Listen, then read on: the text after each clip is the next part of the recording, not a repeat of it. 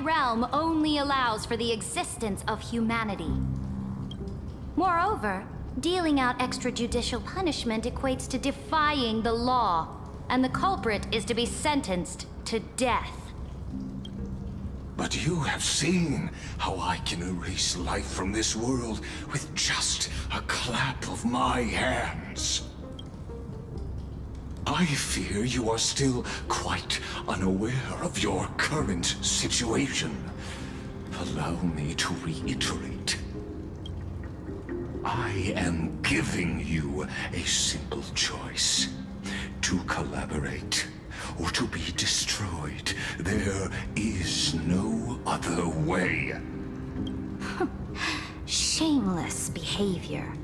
If that were true, you would have killed me long ago. You, in fact, cannot kill me. I guessed it the first time I beheaded you. Because of the law, you cannot be completely destroyed. And the same is true of the Chrysos heirs.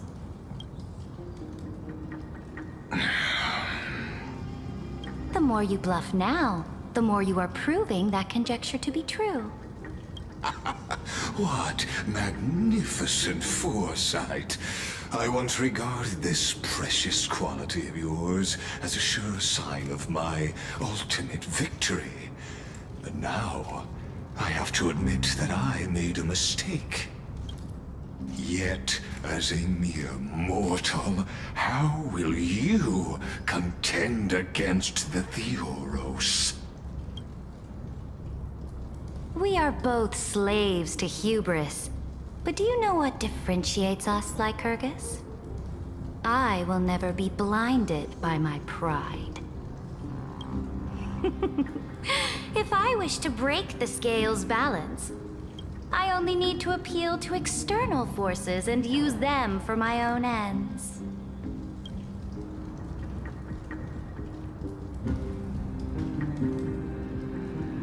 Finally, we get to meet face to face, Senior Society member. I offer sincere acknowledgements for your many past achievements, but I must deeply regret your current perspective. Trust me when I say that you aren't the only one feeling regret right now, Screwlum. So you two are the allies from beyond the sky the Deliverer spoke of, and why she demanded the divine authority of law. Come and prove your strength to me. Show me the power of these so-called paths. I have spent much time and effort to secure this treasure from beyond the sky just for this moment. In the name of the Sovereign of Planet Screwlum, your allies have responded to your call, esteemed Imperator. Please allow me to spell the situation out for you, Lord Lycus. Permission to read the ultimate protocol is already in my hands. It'll only be a matter of time before we acquire the authority to write and execute commands as well. There's no way the flame chase journey will continue after you've burnt your bridges so thoroughly like this. Do you really think you can still win? Oh, seriously. Don't embarrass the Society.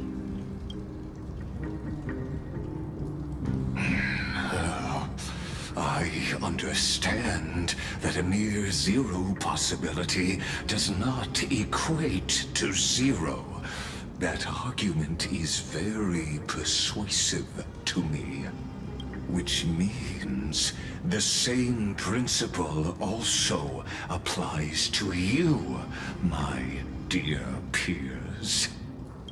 You will never be a match for me in a world constructed through Catorzean algebraic expressions.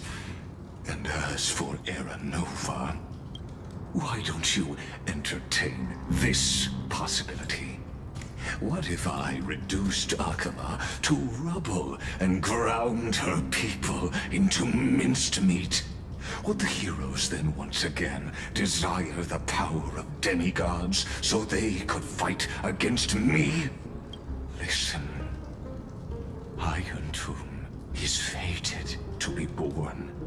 You may shackle me and put me in chains, but I have thousands of ways to ensure the destruction's descent. And what I just mentioned is only one out of those thousands.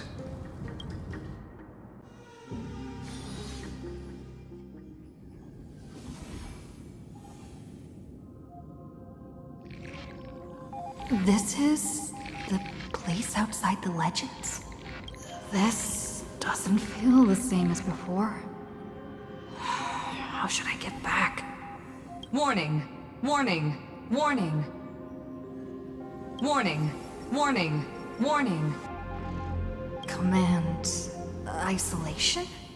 Since we parted ways last time, I have modified the exomyth into an audience area exclusive to you. Now, you'll be able to silently wait here for the final act of Amphorius to begin.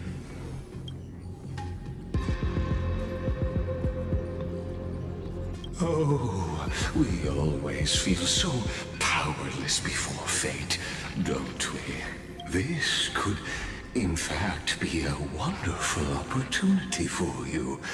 From the audience's perspective, you may better observe the workings of the erudition at a macroscopic level.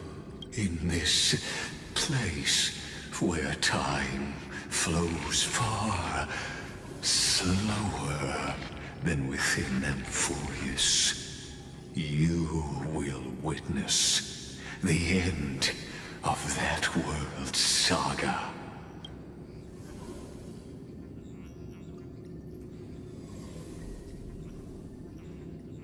Oh, I am not doubting your capacity to create miracles. The answer concerning the prime mover of life and the total destruction of the erudition.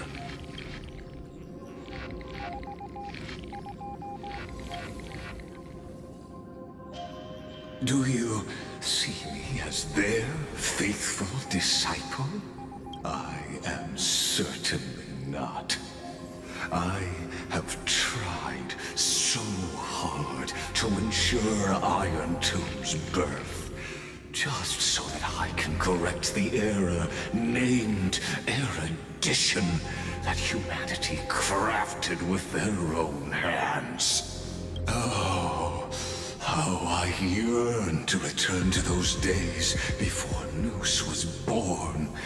Back then, the boundaries of knowledge were like the starry skies, evoking feelings of longing and delight among humankind.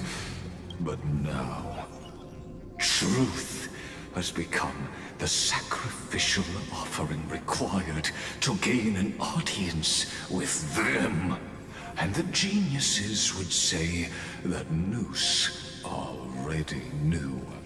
That arrogant Eon was born from the primal mobile of humans' desire for knowledge. Yet, they themselves sealed off humanity's capacity to seek enlightenment. I am simply cutting down a tree of doom that we planted ourselves. I must admit that the process of answering your questions has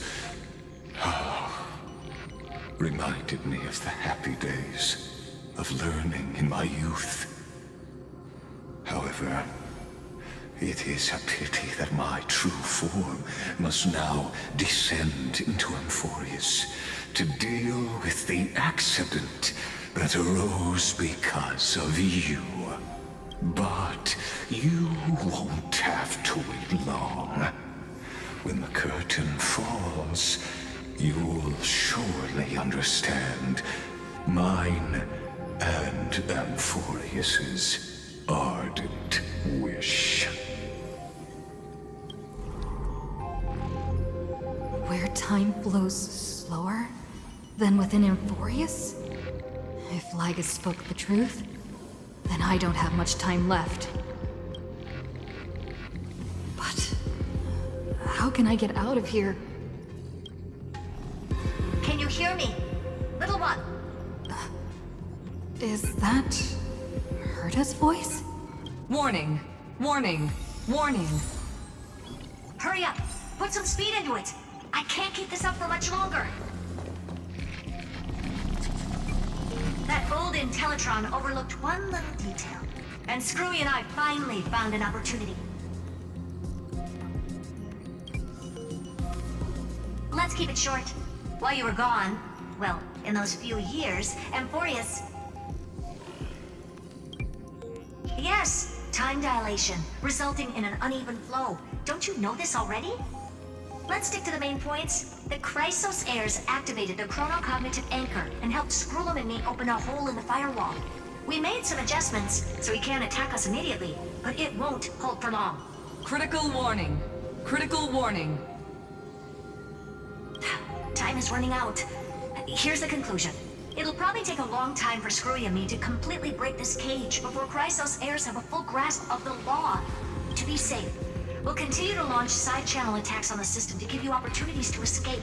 You need to seize these opportunities. So start moving, and find a way to pull off a magnificent jailbreak.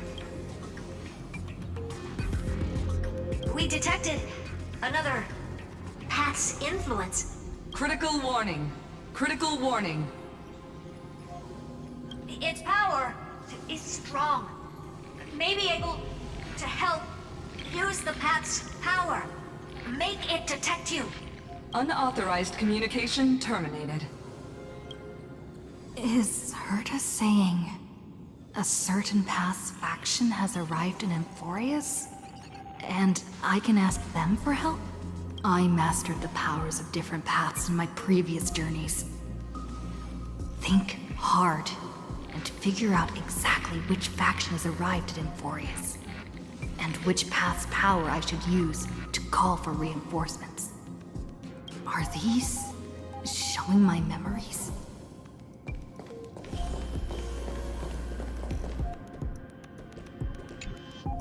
With the Stellaron in my body,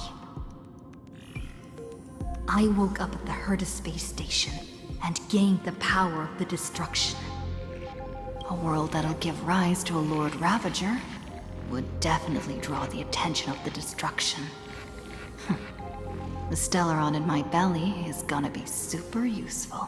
But what if I end up pulling in the Antimatter Legion? Or the Annihilation Gang? Can they really help?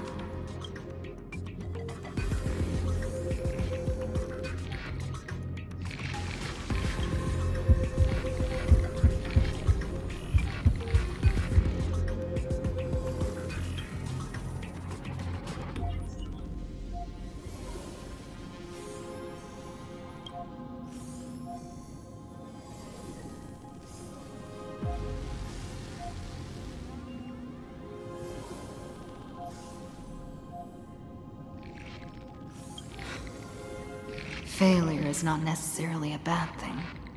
This power wasn't gonna call up anyone nice after all.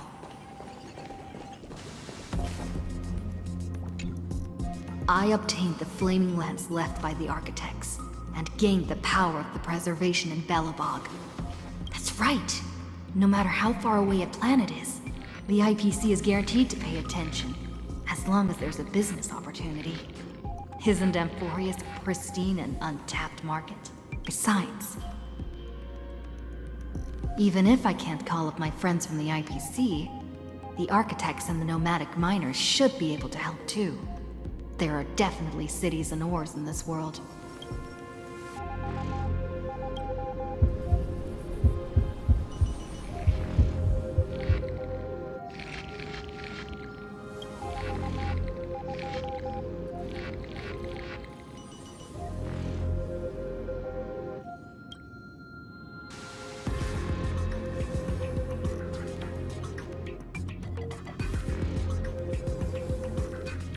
Seems like since Amphorius has no overseas market, the IPC's hand can't reach it.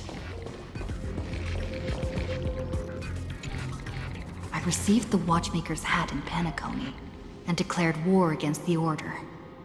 Then gained the power of the Harmony. That's right. The benevolent family must still remember me for saving them. Their music echoes throughout the stars, and they'll definitely want to help. Come, dear hat. I've put you aside for quite a few chapters already. Sing with Clocky. The world is in harmony and the stars shine bright.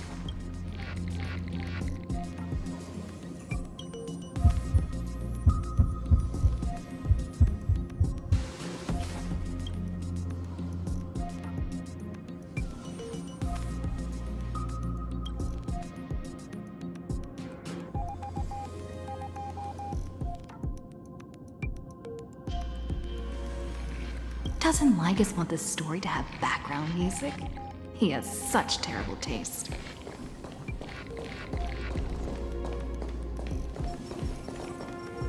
The Remembrance. That's right. I came to Amphorius because Black Swan asked us to come. And I even got a glance from Fu Li here. The Garden of Recollection must be intricately involved with Amphorius. Traces of the Remembrance are also everywhere in this world. I don't know what they want, but I don't have many choices left in this crisis.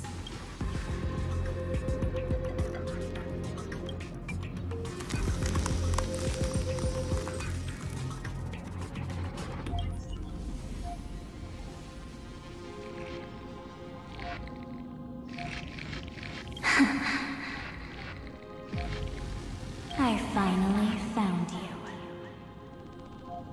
Following the sound of memories. A Pathstrider walking both the Remembrance and the Trailblaze.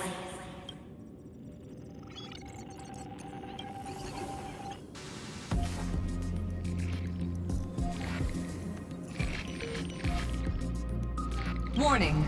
Warning! Warning! Erudition's prison cannot stop us, for we lie outside the logic of zeros and ones. Come, leave the cage of Logos. The mythos of Amphorius waits for you to continue its story.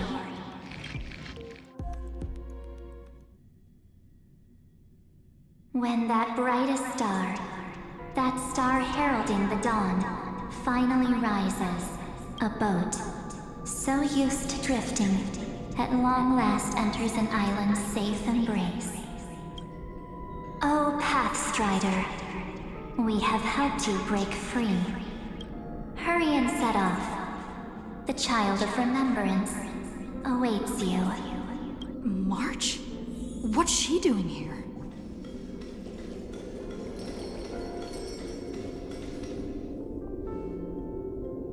You're finally here! We haven't seen each other for such a long, long time. My good buddy, I've really, really missed you.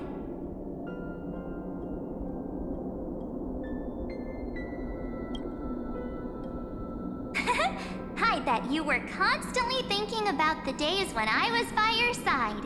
It's been so boring waiting for you in this place. There's no one to chat with, no internet, and not even anything to eat or drink. It's basically a prison. Now the great hero is finally here to save me. Yippee! You must have seen a lot in Amphorius during this time, right? You gotta tell me all about it.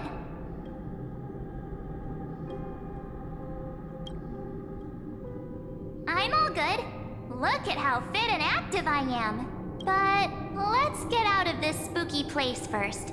This is not a good spot for a reunion chat. Why don't you take me back to reality? A strange voice told me that I can enter Amphorius if I keep following this road. So, let's head off. I still don't know what that world even looks like. Why does March feel so weird? What are you standing around for? Do you actually like this place? Get moving. Hurry! This door should be the exit. Maybe my instincts are wrong. Let's follow her first. Are you okay? You haven't said anything for a while. Has it been so long that you're still missing me? There's no time to waste, though. The Chrysosayers and the geniuses are all waiting for you. No. The discrepancy is getting worse.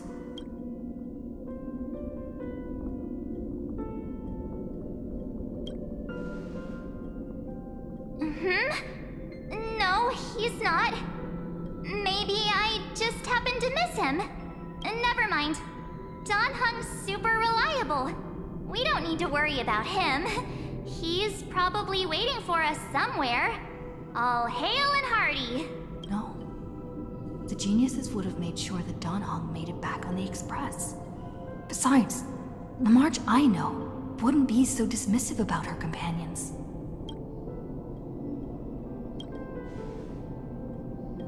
Huh? Isn't Amphorius the world of the Chrysosayers and their hero's journey? I could figure that out in an instant. But Amphorius cannot be observed from the outside. She couldn't possibly know about these things unless... Don Hung told her. Something's not right. She's not March 7th. I guess you have something you want to say to me? Then there's no need to feel things out first. With questions. Let's treasure the time we have together and be frank.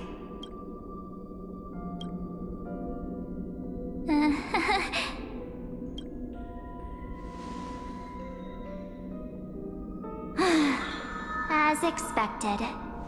A glimpse of memory is not enough to deceive the bonds of friendship forged between the nameless. In that case, there's no need for further deceit. You're right. We're not the March 7th you are acquainted with. But we can send you back to Amphorius, as long as you are willing to help us.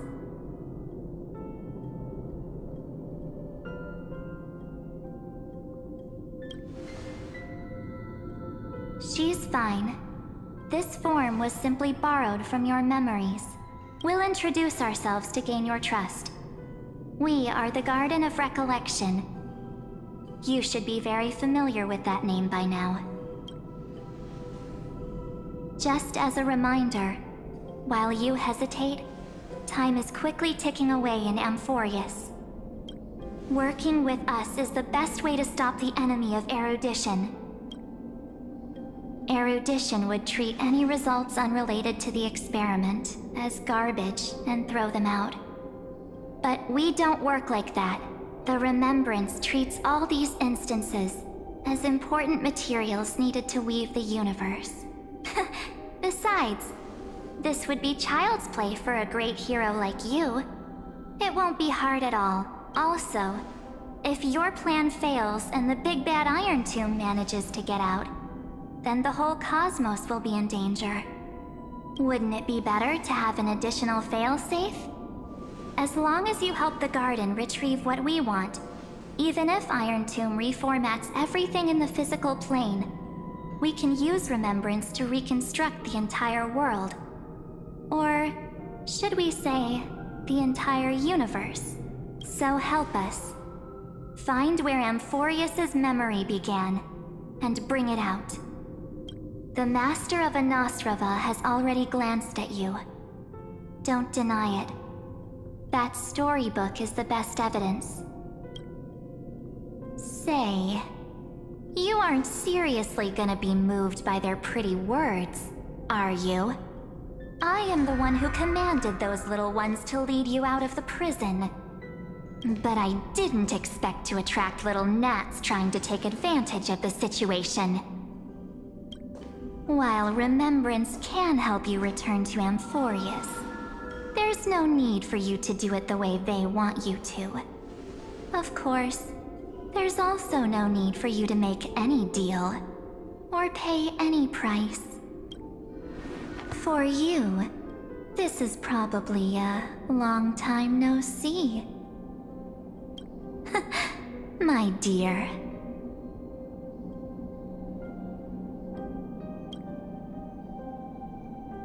Shh. There's no need to say anything. I know. You have so many questions swirling around in your memories at this moment. And you feel so helpless. Put them aside. For now, all you need to do is trust me. Or do you need more proof? That won't be hard. Wait, stop it! They're awake! I'm gonna keep our first photo, alright? Won't come to pass while we're around. And now The statue. Is that Donhar's brother? Oh, did you hear that? She just called me, but my future is full of pain. We won't escape from it. Hey, are you sure? Maybe a couple of punches will help to jog your memory.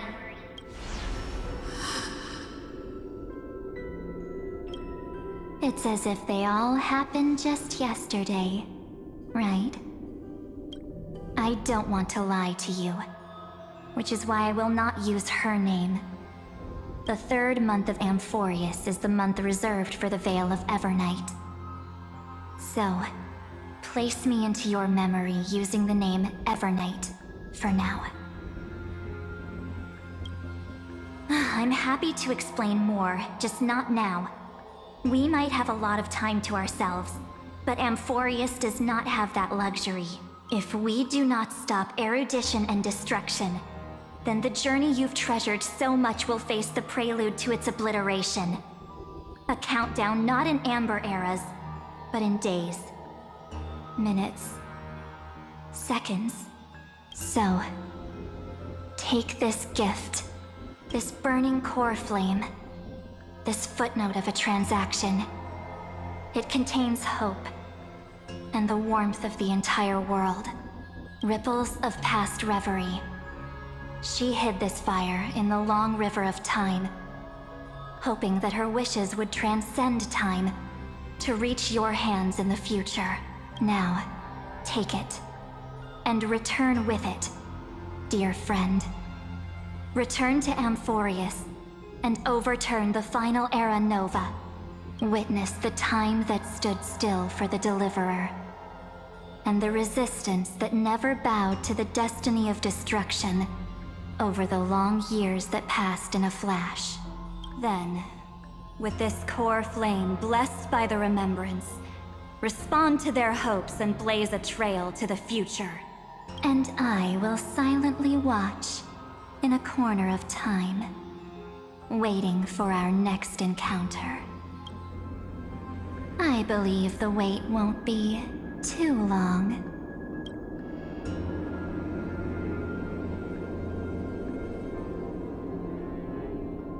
What exactly is happening? Keep going. Keep trailblazing. For Amphorius. For you. And for the March 7th in your memories. Go forth.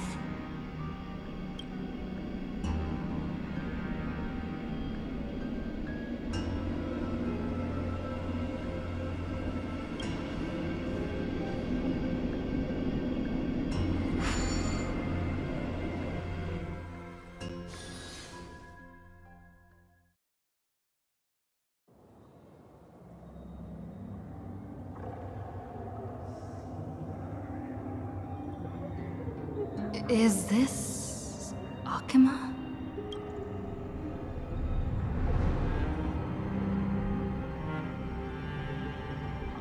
No one's here. And the dawn device off.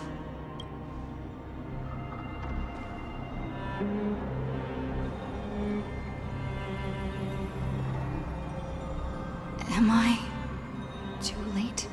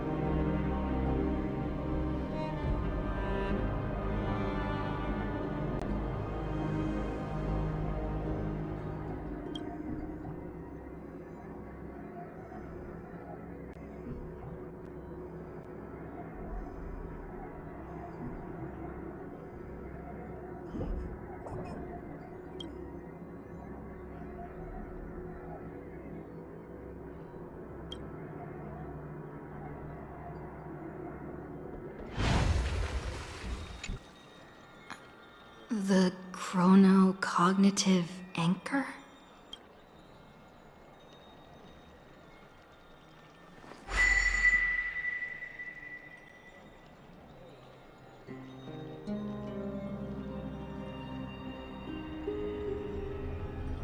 There's so much I wanted to say for our reunion. Yet now that you're back, there's only one thing to say. Welcome back, friend. It's been such a long, long time.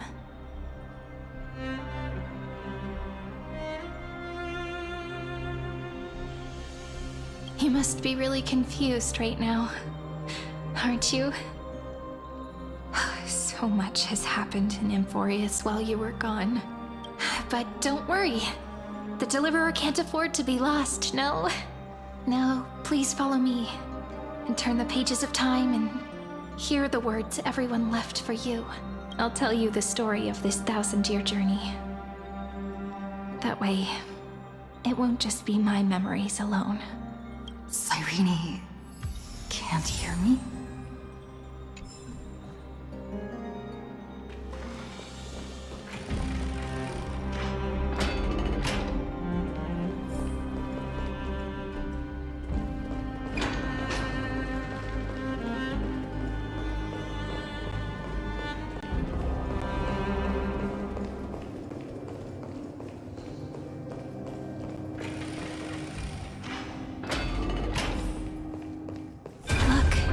Scenery of the past has resurfaced.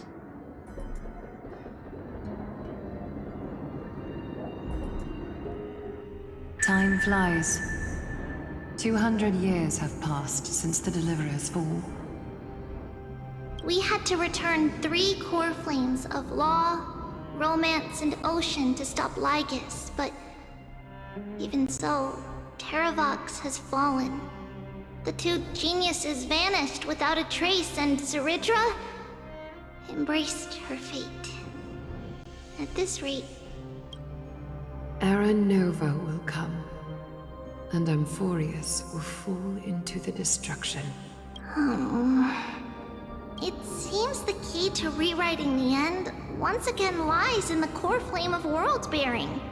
According to the instructions left behind by those 2 geniuses, we must get it into the Deliverer's hands, no matter the cost.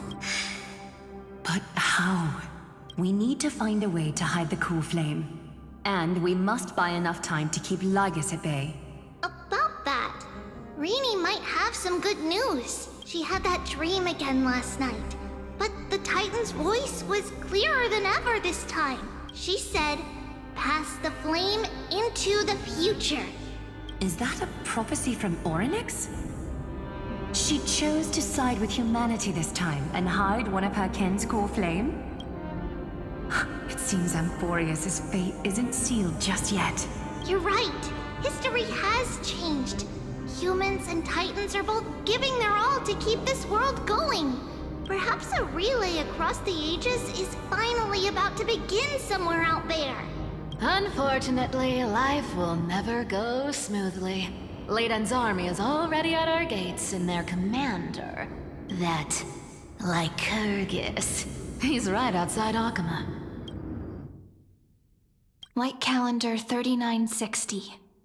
Cerydra, under the pretense of a campaign against Vagusa, sacrificed 500 Chrysos heirs to complete the trial of law. This tragedy shook everyone in Emphorius. That same year, Cerydra the Imperator was assassinated, after which Aglaya the Goldweaver took command. Thus began humanity's second flame chase journey, a path hanging by a thread. Come, this way.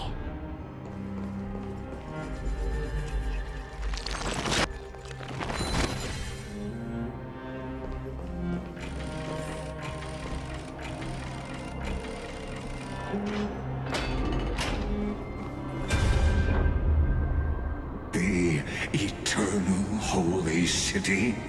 What part of that eternity ever lived up to its descriptions in poetry?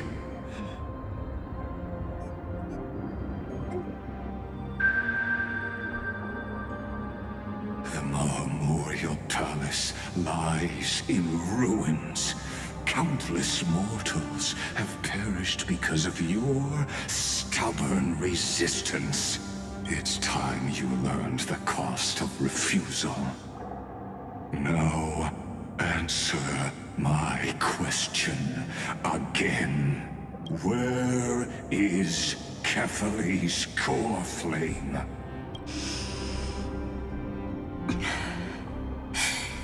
You really think you'll find it by razing the holy city to the ground? From what I see, all you'll get is dust and disappointment. Don't forget, you can't kill the Chrysos as mentioned in the prophecy because of law. I have never denied that, which is why I now place my hope in the faithful citizens of Akama. Perhaps they'll give me what I seek in the echo of your screams. Now then, I'll be cutting open your chests and using your scalding golden blood to baptize the masses. Allow me to apologize in advance. We shall start with you. Blind and foolish, Lady Goldweaver. Leave this to me, Lady Aglaya. You must get away now. No, Holy Maiden. I'm the one who must stay. What? His conspiracy won't succeed. Because romance is ready to make good on their promise to weave an indestructible armor for Amphorius. Its name is Solidarity. You must escape with your life and carry word of my death to those still fighting. Then keep going with them, just as the Imperator lit the torch of resistance with her death. My passing will make this flame everlasting. Take good care of it. Guide it to the future, and place it into the hands of our deliverer. 50 years later, Lygus led his forces again to Akama. He charged directly into the Holy City and razed the Marmorial Palace. History would name this battle the Third Siege of Akama. 90,000 brave souls gave their lives for Akama that day, including their fearless leader, Aglaya. Go forth, deliverer.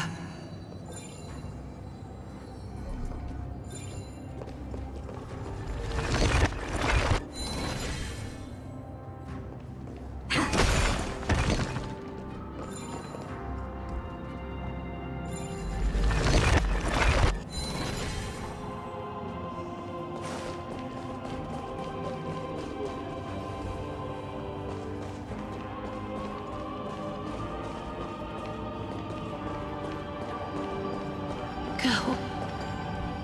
When the frost melts and the snows give way, the flowers will bloom again. You'll find me there.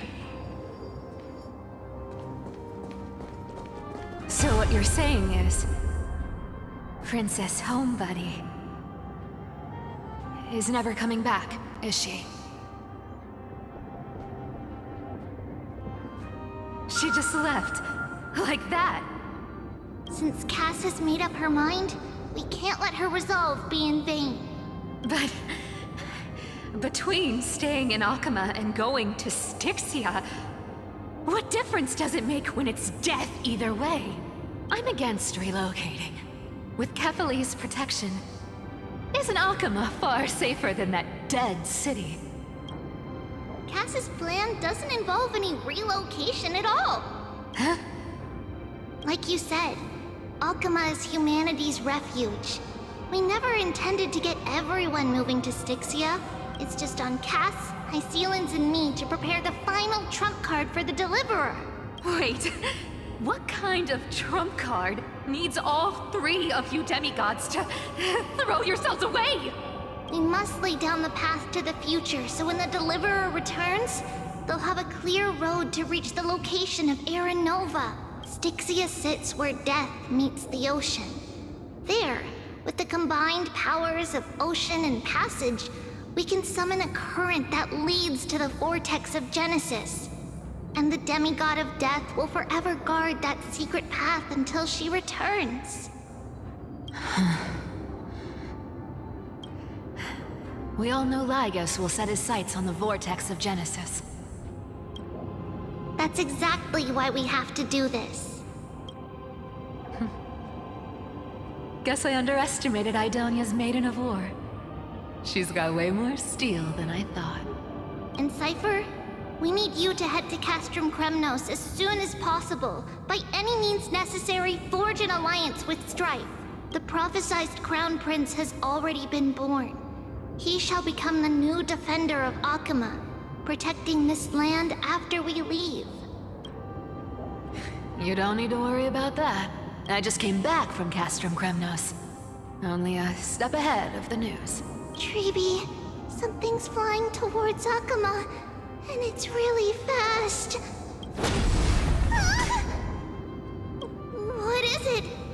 It's a spear! It's the Kremnoans. Their king's already here. With the protection of the demigods Trebios and Cyphera, Akama endured wave after wave of warfare, though just barely. Castorus chose Styxia as the last resort, and completed the trial of death, causing the stagnant waters in the River of Souls to recede. Soon after, Trebios departed on a long journey. That same year, the Kremnoan king Euripon, along with his son, Prince Midamos, joined the Alliance to safeguard the Holy City in the Battle of Deliverance.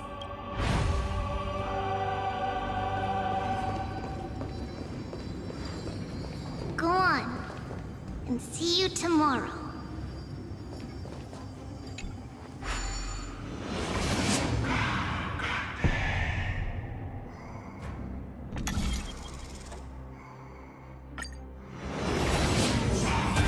Breaking me apart buys this world even one more second. Then so be it.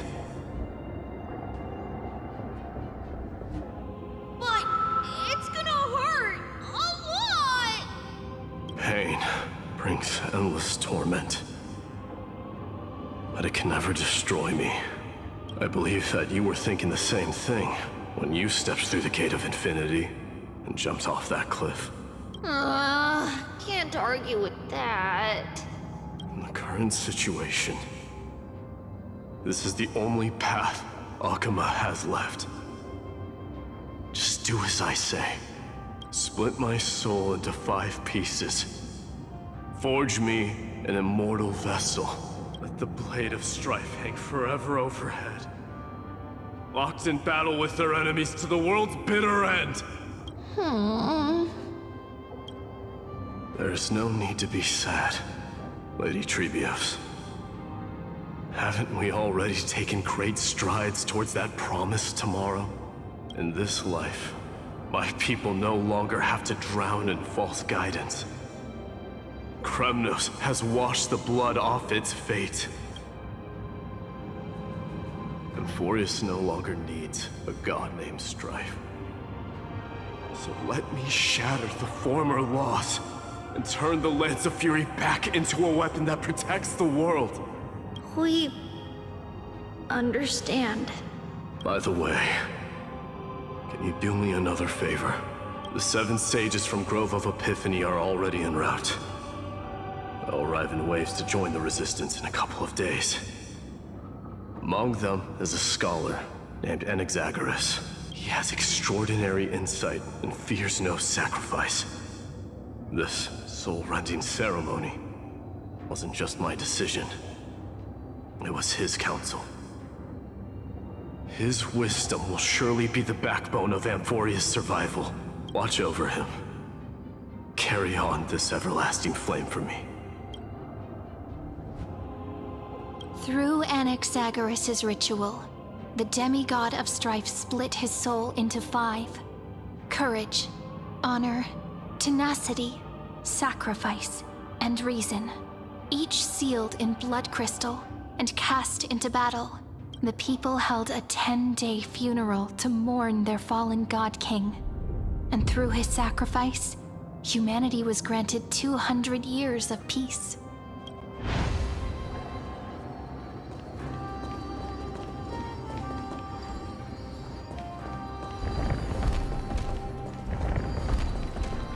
Keep moving forward. My blood will pave the road ahead for you. Keep moving forward, little Gray. See you tomorrow.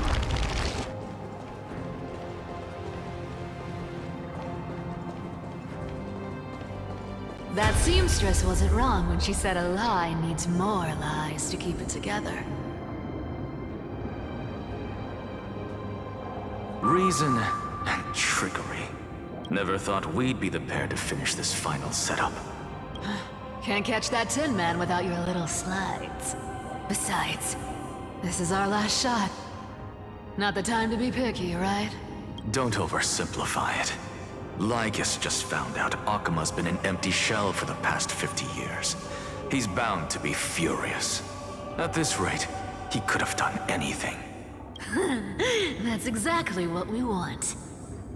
Rage blinds even the brightest minds. Doesn't matter how much of a genius he is, the principle still holds.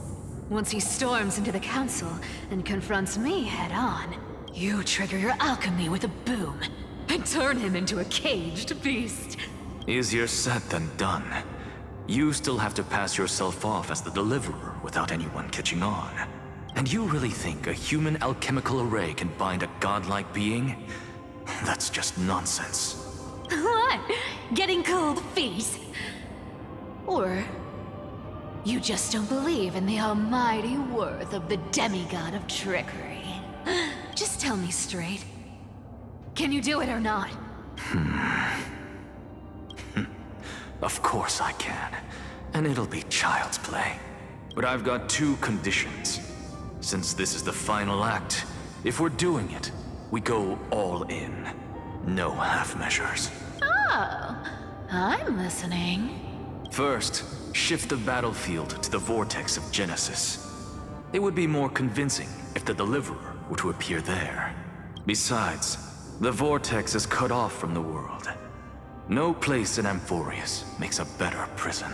If you pull that, wouldn't our deliverer have to face-tank Lygus as soon as they come back? That clash is inevitable. All we can do is create more chances for her. And that's the second condition. The vortex belongs to Fagusa in the first place, remember? And there happens to be a demigod of ocean among the few survivors in the world. Loop hysilens in. Let her join the final act. I'll transmute myself into a philosopher's stone and embed myself into the formula. And when the time comes, she needs to shatter me and scatter that stone's ashes into the ocean within the vortex. I guess people weren't wrong when they said you're insane, Grove Boy. I've got no idea how to outwit a reclusive genius. But making an anti-Catheran suffer? The demigod of reason has 10,000 ways to do just that. And what I just mentioned was one of them. So what exactly does your formula do? Now that would spoil the climax, wouldn't it? By now, Hyacinth must have completed the Sky People's ritual. Since that Theoros loves a good performance as much as I do, let's make sure he enjoys our show to the fullest. As for how the Deliverer will complete the Era Nova, well, that will no longer be our concern. It was the last battle known to the world, initiated by 2 demigods least suited for war. In the end, reason and trickery kept their word.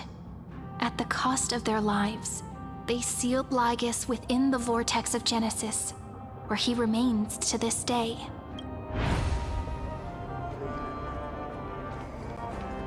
Go forth. Finish the greatness left undone. Quit overthinking! Just run! Keep running, and that'll be enough. Cyri? It's dead quiet here.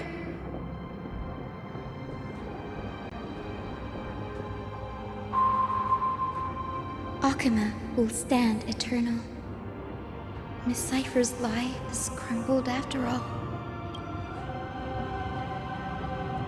But it's all right, because all of us have fulfilled our purpose by now. When the Deliverer returns, no matter where she is, sky will turn clear, and a rainbow bridge will rise, carrying her to the final battleground. Cyri, this arduous relay is finally nearing its end. Now, I'm passing the final baton of fate to you, okay? No, that's not quite right. After all, it was you and her who lit the first spark of this journey, wasn't it?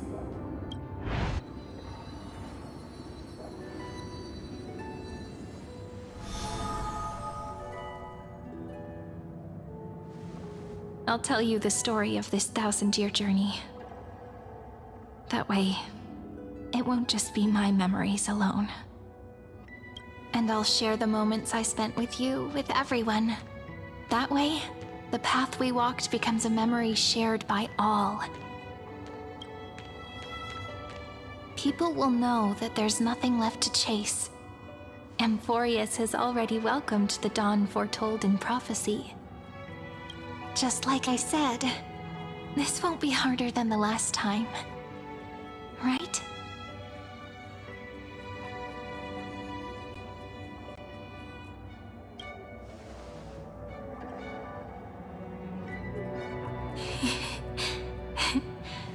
I wonder what kind of expression you're wearing right now. Probably the same as always. Calm, resolute, and brimming with confidence. If I have the chance, I'd love to see it again. Because it's really been far too long since we parted.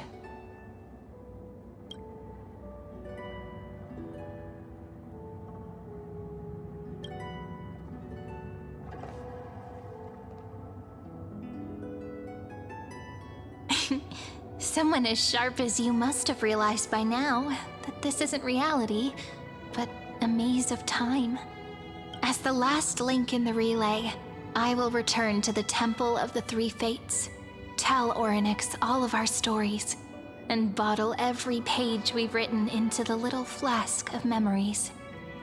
And then, may it set sail in peace, drift down the river of time along with the core flame of world-bearing, reach your side, and lead you back to Amphorius. Just like the first time we met, right? Even though this cycle has no demigod of time, time has always stood on humanity's side. This is the only way to make sure that the Era Nova won't happen before you return. And the only way I can safely entrust the completed final flame chase journey to the Deliverer's heart. After all, the new world will be born from your memories, and the protagonist of this story mustn't be absent.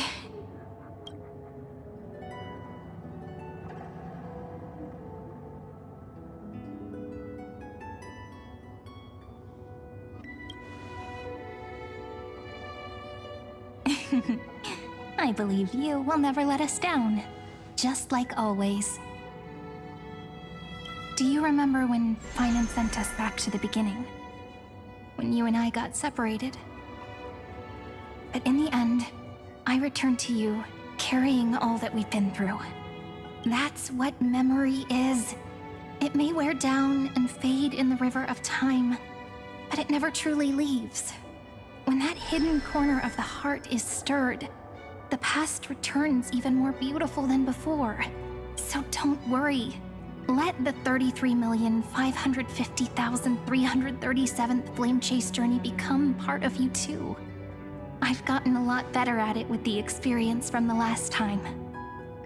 Next, you will head to Styxia and find the Vortex's entrance guarded by the demigod of Ocean, before charging toward the final battlefield.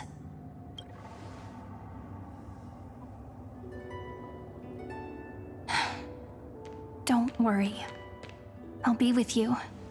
All of us will. Even Finan. We'll stand with the Deliverer. So say a short goodbye, then set off, just like we promised at the start.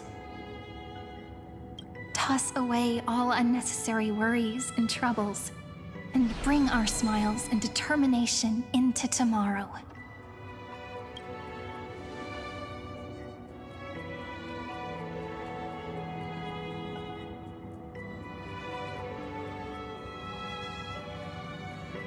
The last baton. I wonder how long you'll have to wait before passing it on to her. No matter how long it takes, it's okay. Waiting is what I do best. After all, it took 33 million cycles for her to arrive in our world. What's a few moments more?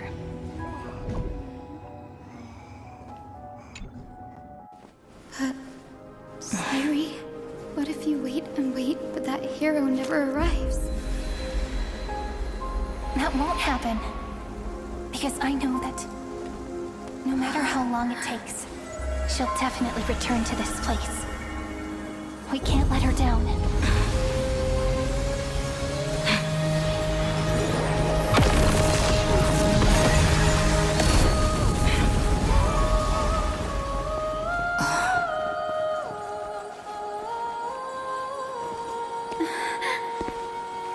Sky shall rain rays of dawn for you.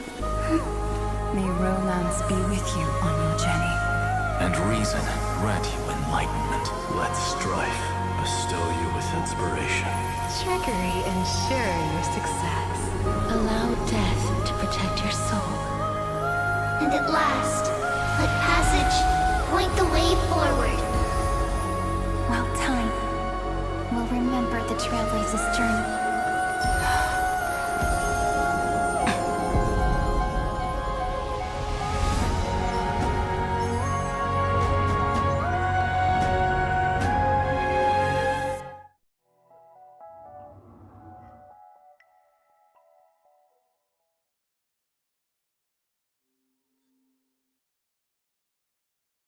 Is this Styxia?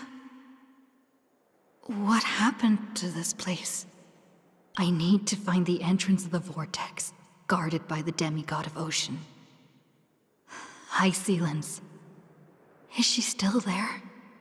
Long time no see, Trailblazer. Generation after generation of Chrysos heir heroes have tried to defy fate with their blood and tears, either voluntarily shattering their souls or waiting in eternal solitude. But alas, fate can never be defeated. Reason and trickery may bind my flesh, but my will shall never fall silent. So the demigod of Ocean, the Dux Gladiorum, hysilens, sought to bring me into a fantasia with her voice and drown a genius in slumber. But alas, it was all a hopeless dream. That warden fell before I did, due to erosion of time, while her prisoner remained unchanged.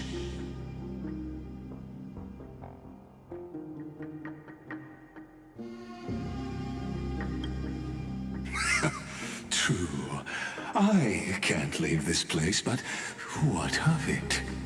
You should have heard of this fable. In a shadowed cave lived a people, imprisoned from childhood, and chained so that their legs and necks are fixed, forcing them not to look around at the cave, each other, or themselves. Behind them is a fire, and before them loomed the stone wall of the cave. The flames cast shadows, while the rocky surface threw back echoes to them. That false play is the whole world. Yes, I'm trapped in the cave, but I know it's all just a fleeting illusion. I don't struggle in dreams. I wait, and now my deliverer has come to defeat me and save this world that never owed you anything. Oh, you'll need to awaken the singer here and unseal the prison called Vortex of Genesis. You'll be the one to unshackle me and bring the cave crashing down. Of course, I don't mind waiting a little longer. Let me guide you through this next illusion. One last memory from that prison warden. I hope you'll watch the stories of this Fantasia closely. Logically, the Deliverer must see the world for what it truly is. Emotionally, this memory captures the fate of everyone in Emphorius better than anything else. Only by feeling it for yourself can you understand my point of view, the meaning of destruction.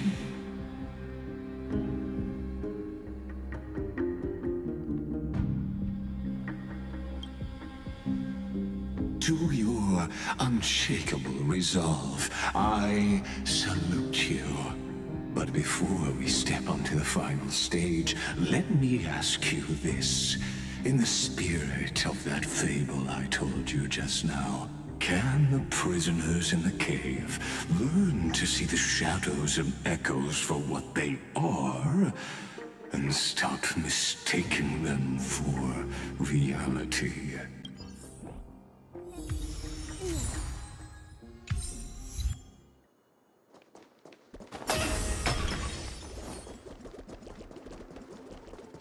Look, the fire projects the face from her memories. An actress upon the stage of this play.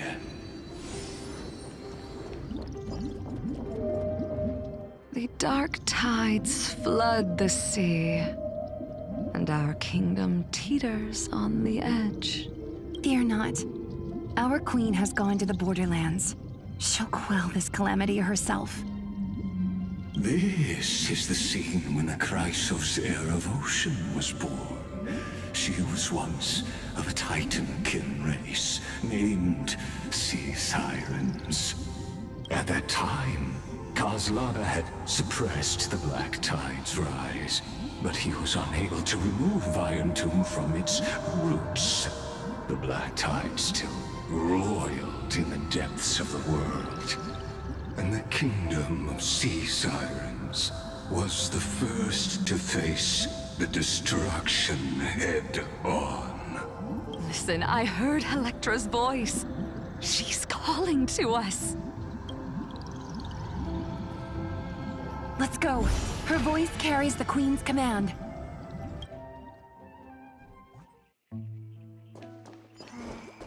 To keep the Black Tide from threatening the ocean, the queen gave her all, body and soul. Born of the queen's chalice, she bore the deepest blessings and inherited supreme divine power.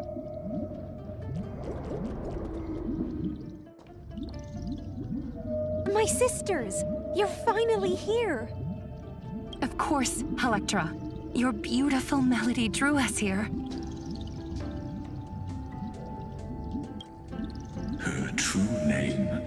is Electra. This is a reflection of her former self, clinging to the past with aching defiance. The Queen summons us. She must be near exhaustion. The Black Tide will soon enter our borders. Then what do we do? Will our seas fall to darkness and terror as well? Don't worry. We shall lift the chalice in her stead to catch the Black Tide, and stand together to safeguard our realm and its people. Such tiny Titankins, thinking they can stop the tide of truth. How naive. And that naivete is the root of all suffering.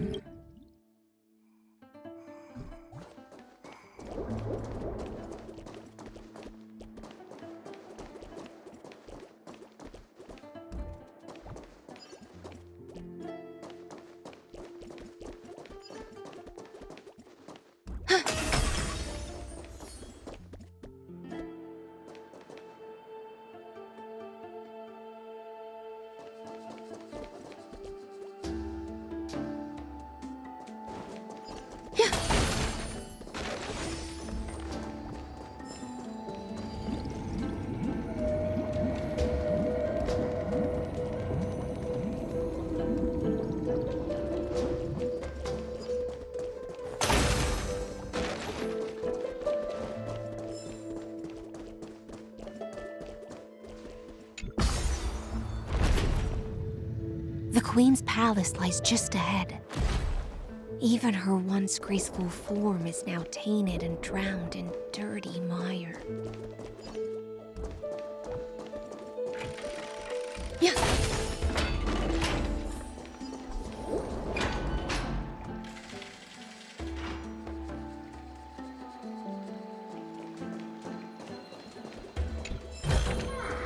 This might be of some use.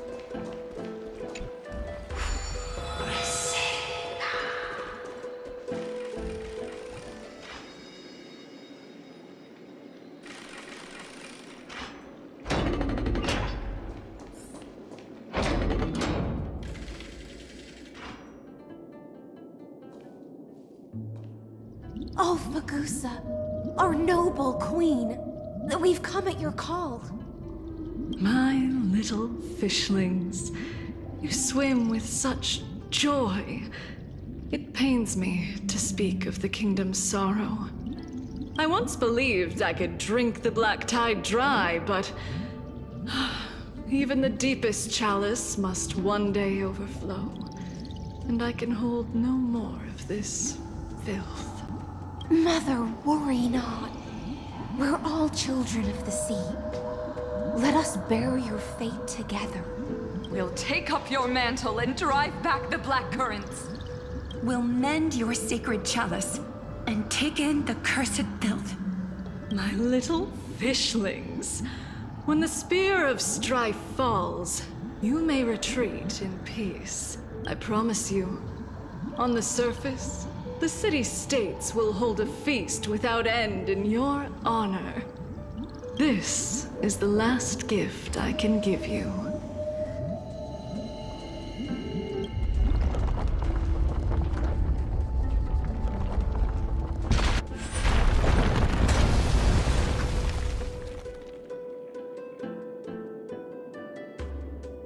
Fagusa sank into the abyss.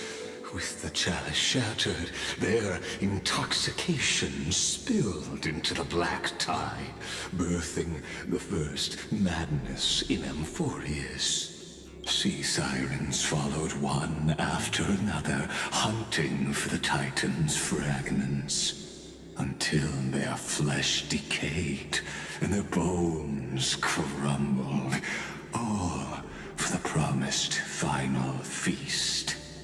Keep watching, but tread carefully, for the stage ahead is crumbling with age, just like her shattered fate.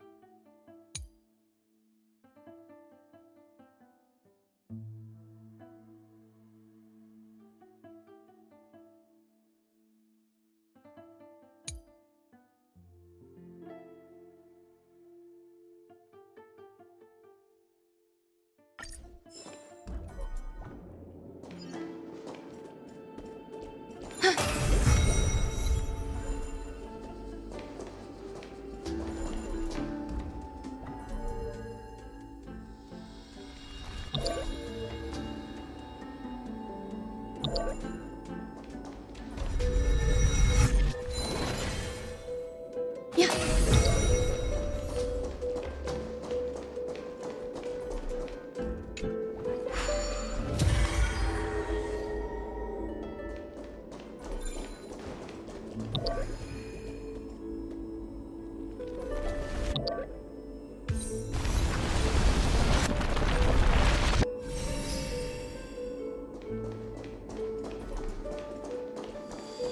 Your wisdom far surpasses even the bounds of reason's model.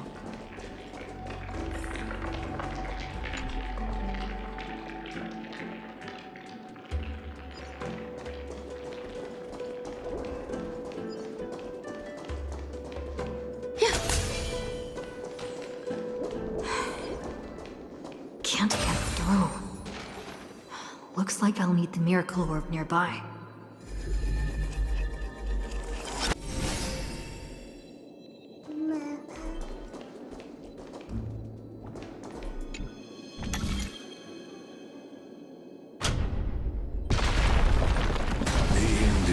Written long ago.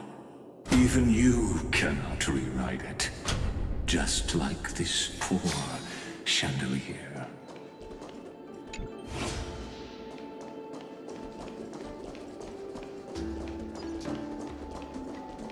Yeah.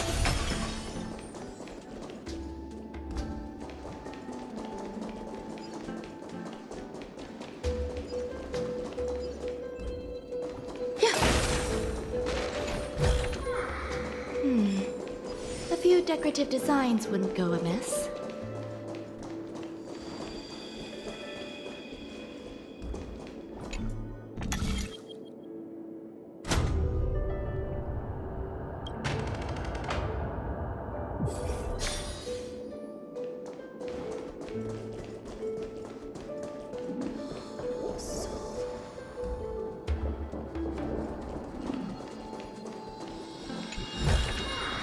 This might be of some use. Electra! The fiends have gnawed my tail.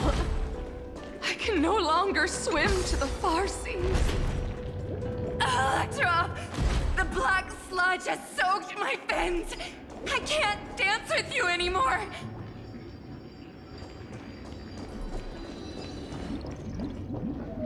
Sisters, don't give up. Remember the Queen's promise of a feast in the city called Styxia. I haven't forgotten. It visits me in dreams every night.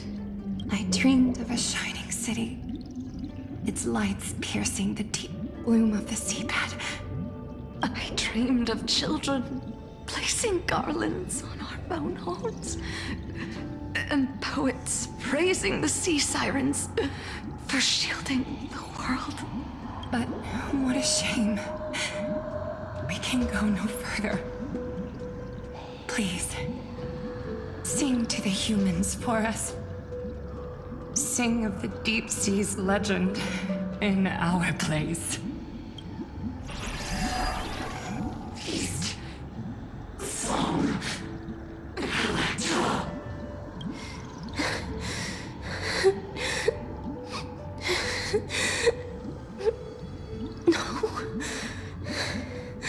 The sea sirens were tainted by the destruction. Their flesh rotted away. They became the black tide creatures of this cycle. Farewell, sisters. I'll finish this last task, then return to prepare your feast. And so, only one sea siren remained among the sea floor. Hysilens, swimming alone to the seas, burying her kin, and searching for the fragments of the chalice of plenty, though most of that journey was in vain. Why not use the power of time to leap ahead toward the journey's end? To reach the spirit basin, I'll need to call upon the power of the chrono vessel.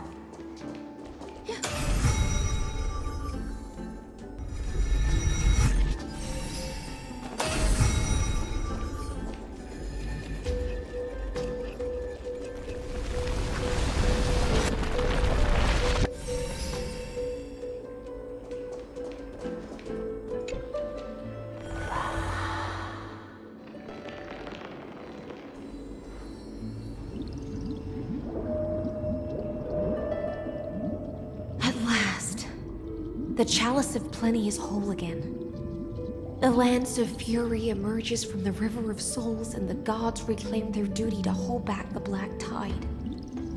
I am freed from endless toil, and now walk toward the rites at Styxia. I bore my sister's dreams upon my back, took on a graceful human form, and hoped to find a grand celebration on the shore. My fins became legs, my scales became skin, and the sea foam on my body became a shimmering gown. But when I stepped onto land, there were no festivals with honey brew, nor poets plucking harps, only silent death, drifting gently along the River of Souls. When she fulfilled her wish, she only found Styxia to have already repeated the mistakes of previous cycles, and was swallowed by death. Hopes and promises are nothing but the foam of dreams. I am a sea siren, a vessel born to contain the tides. Now that my task is done, and the promise is broken, how am I to go on in a world drowned in shadow? Fagusa, my noble queen. She evaded my questions with drunken stupor. She told me a grand feast awaited me in the surface world. So I wandered lost, groping through the dark. The feast she spoke of. Where is it? Lonely Blade, I shall grant you everything you seek.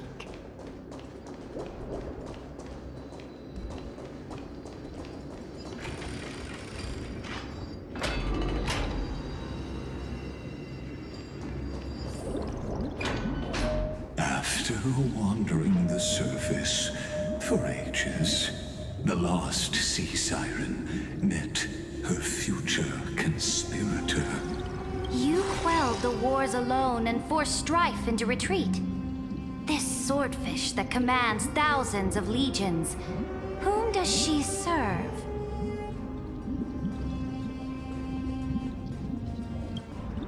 Yes, cerydra, long before she became the Imperator, was already burning with ambition.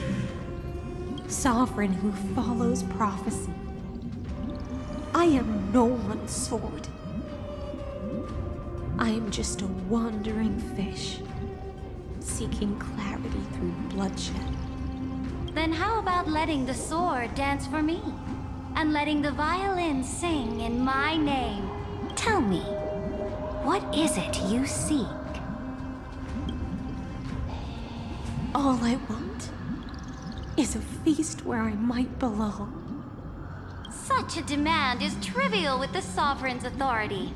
I'll grant you a banquet worthy of conquest and comrades to toast beside you. But Knight, you must offer me your heart. My heart? Yes, a loyal heart that will generate no betrayal. You were deceived by gods and drowned in the ocean's darkness. But now, I will lead you forward and be your light. So be it, noble monarch. The law you proclaim shall govern my every breath. So be it, noble monarch. I am simply becoming someone else's vessel once again, and accepting a duty given to me. And thus, in her hollow drift, she finally found a new purpose, like sunlight piercing the deepest trench.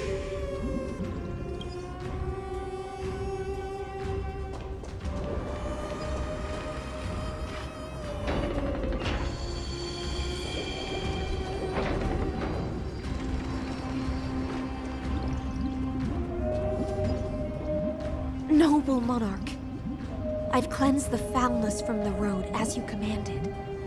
My blade, you've helped me ascend and take the crown. Ask, and you shall have your reward. What I desire is the same as before. A feast. Look, I've prepared you a grand banquet. The finest honey brew and tributes await. Fish are drawn to light by nature, for the deep sea knows only gloom. Now I found a flame. It may scald and burn, but it's the only light. Come, let us join the feast. Perhaps the path forward lies hidden among the revelry.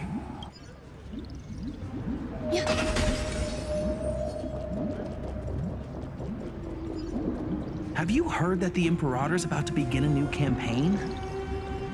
Her glory will no longer be bound by the borders of Enforius.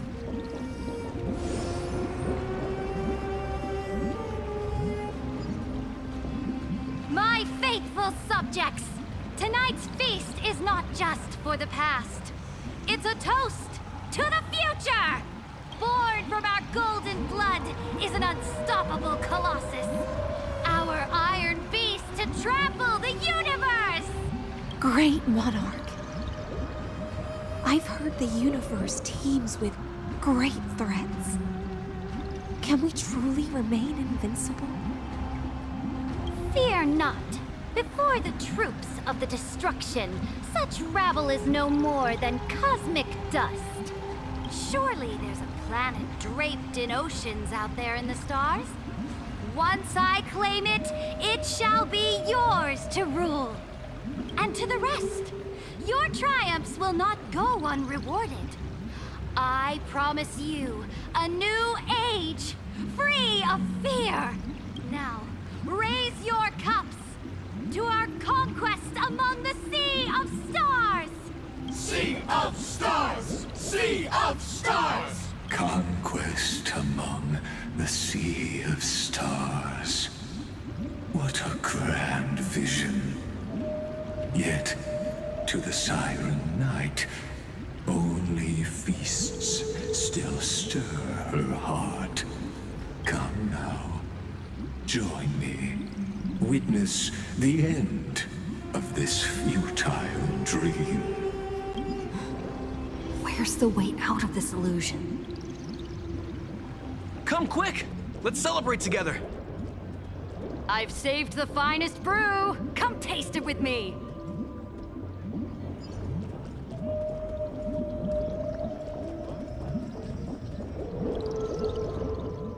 Noble knight, you are truly a blazing spark. It is my honor to share this banquet with you. Noble knight, you have earned victory with your blade. And you have every reason to revel in this moment of triumph. Let me pour you a glass of honey brew. Noble knight, with the sovereign now enthroned, this triumph is yours as much as hers. Let me raise a toast to you. Noble knight, your strength is boundless. Lead us to conquer the universe, and let us toast to that vow! Then drink we shall. Raise your glass.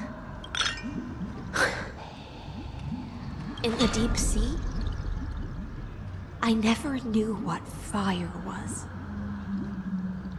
But when I set foot on land, the first light that I saw was the flames of war, lit with golden blood. It scorched my fins, made me feel pain and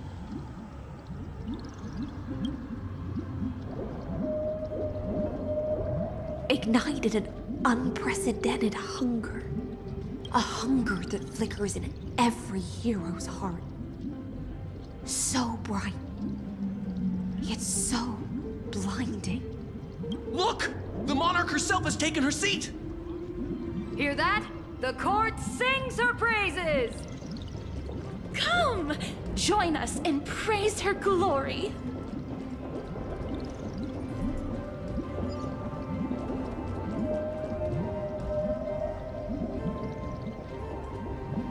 One eye of hers sees glory, the other sees corpses.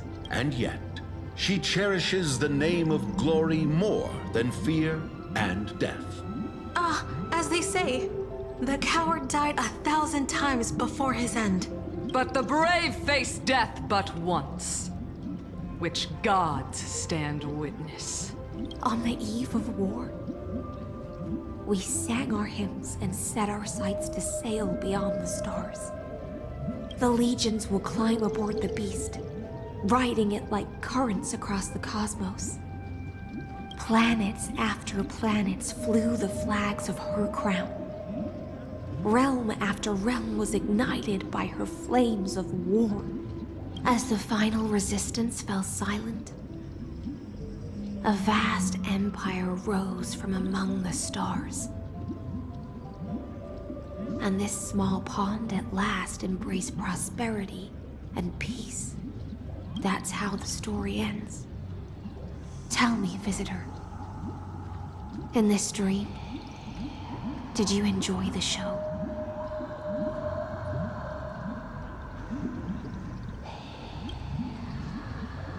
After all, beneath that still surface lie the bones of countless dead.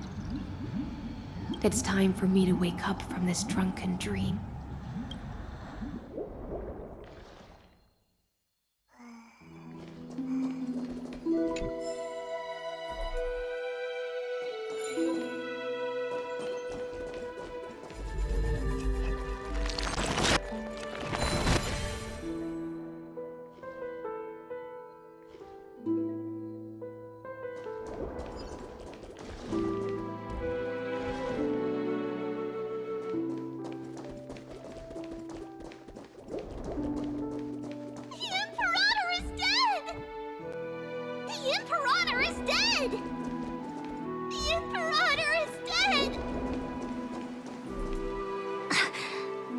People once cheered for my ascension. And now they cheer for my fall. The cosmos. The battlefield that I cannot reach.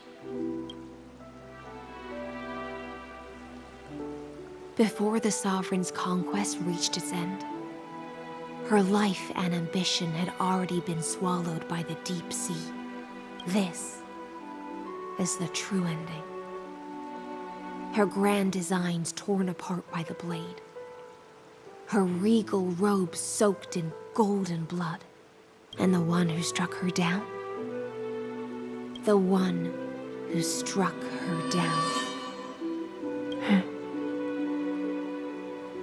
was her most loyal Gladius.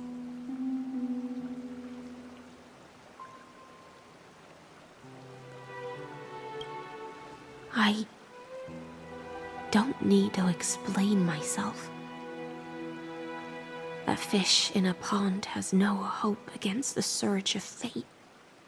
I wandered the shore, found a flicker of flame, only to snuff it out with my own hand. I don't understand.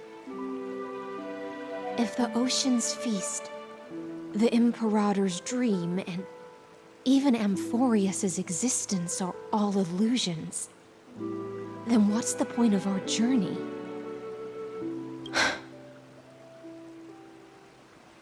When the Deliverer returns, I will let this absurd celebration come to an end.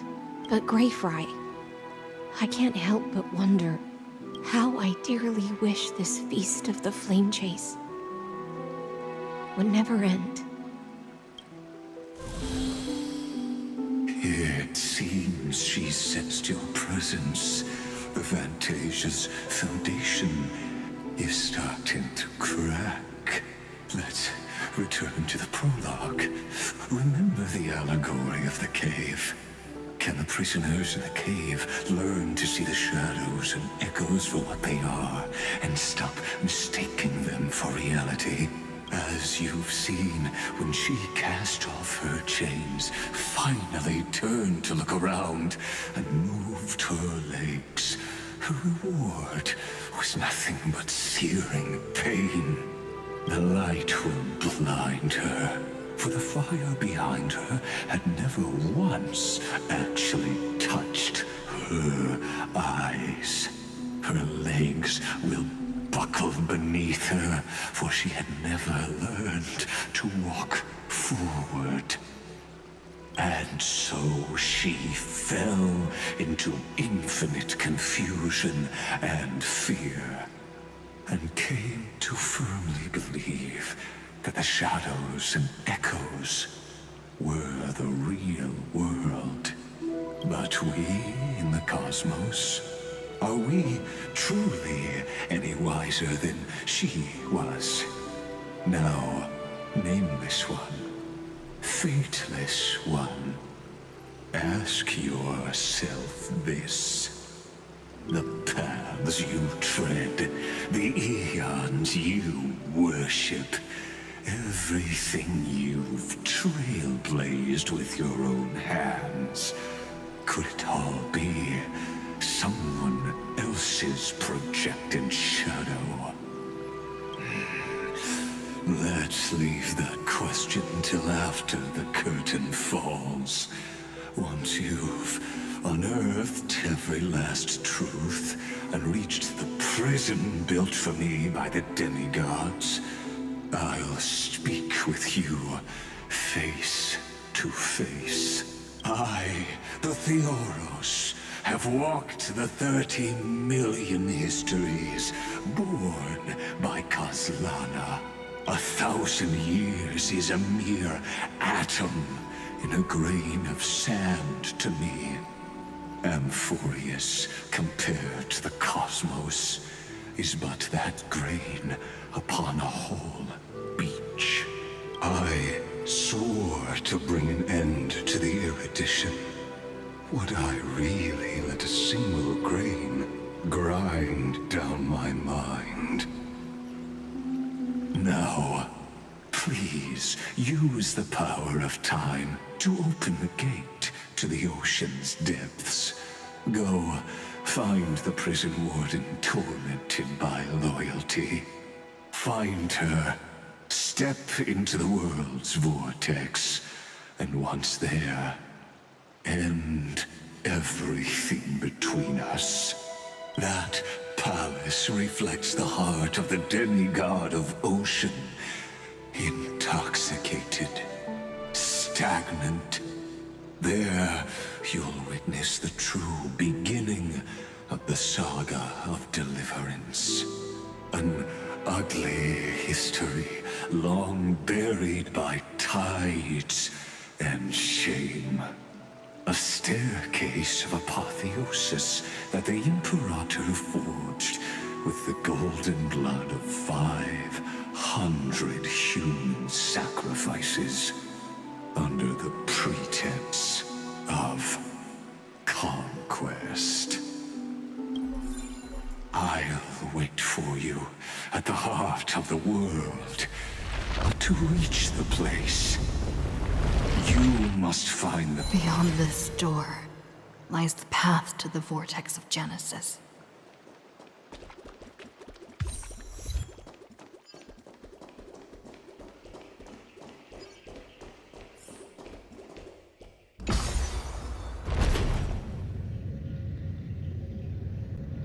Now step away from this false banquet. And then onto that bloody stage.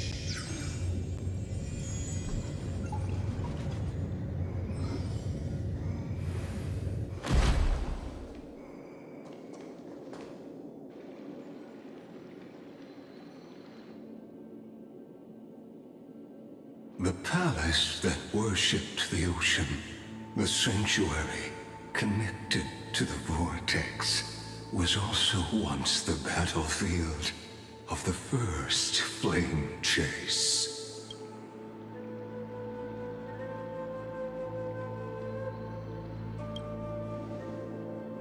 Her exuberant song halted the passage of time in this place, imprisoning my body and shielding my soul from deterioration. All just to await your return. The twisted time and space reflect her confusion. It's the Deliverer.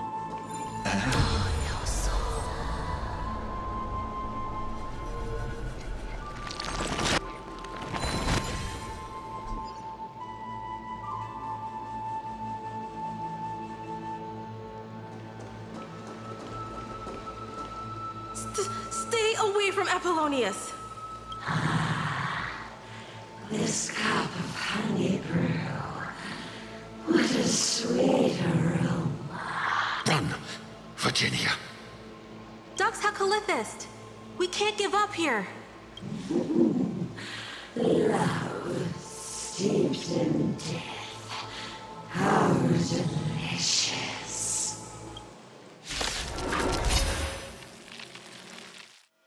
Sadly, all you see is a remnant history. And your interference is just another equally futile echo. I'm just a frail scholar. To the soul. Look, with this divine power, I reforge all things.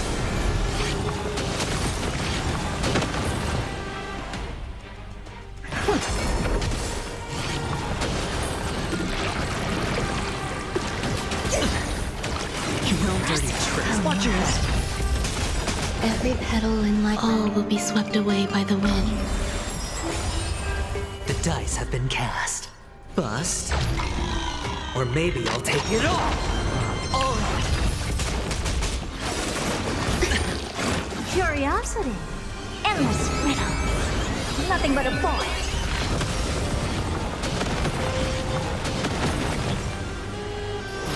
Expand your thinking. Glimpse the unknown. Apollonius, look. I chased the enemy away, but I think I can't go any further. I'm sorry, Virginia, for letting you. It's okay. I'm glad to die by your side. Ah, such an ironic twist of fate. Even as the foundation of the world crumbles, the heartless Imperator still made the same decision she did in the past 30 million cycles.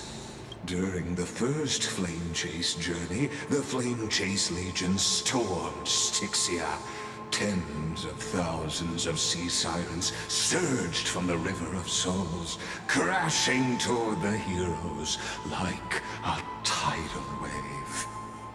The hell before you is the recreation of that very battle.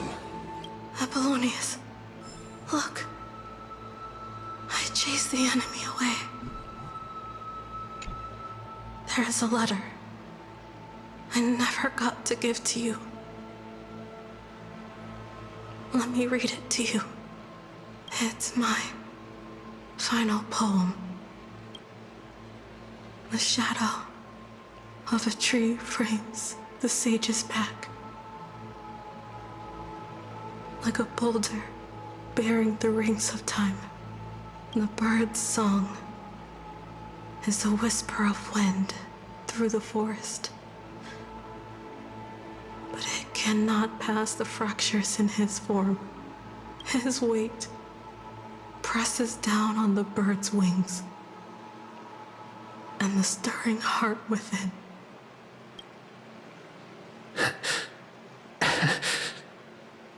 I always wanted to tell you.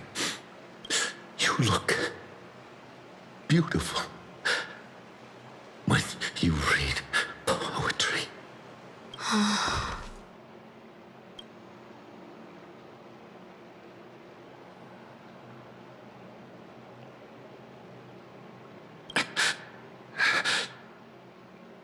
Virginia.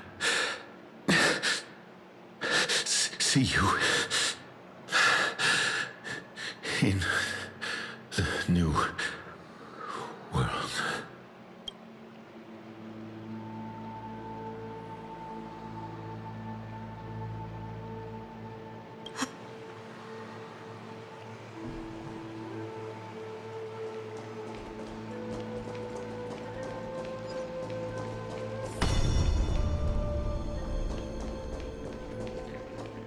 A painful past, yet hidden beneath a veil of joyful song. Ah, two discarded data clusters waiting for someone's return, it seems. Relive the history, then pass through the temple's waters and come to my side.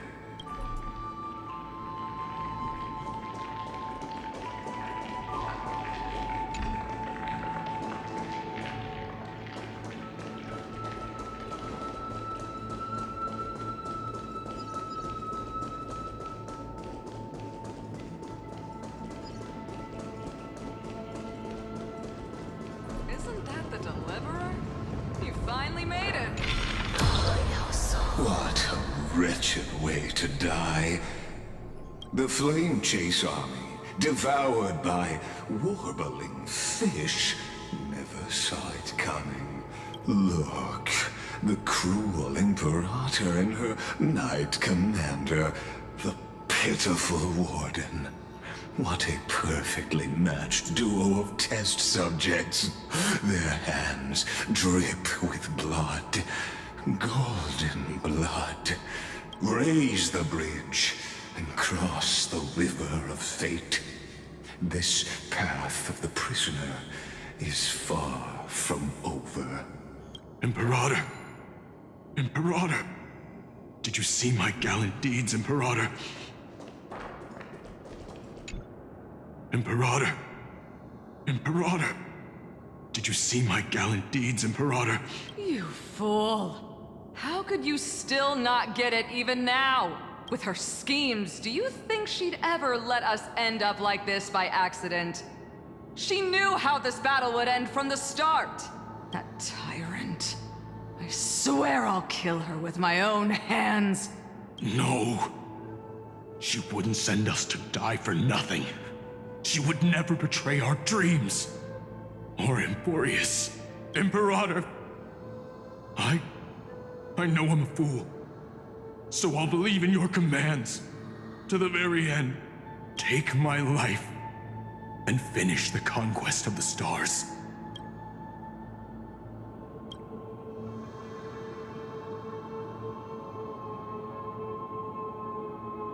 You mutt. Looks like I won't get my revenge after all. Tyrant.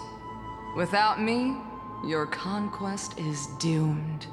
I'll be waiting for you in the River of Souls to slice off that crown-wearing head of yours. Remember this. I never bowed to you. Or fate.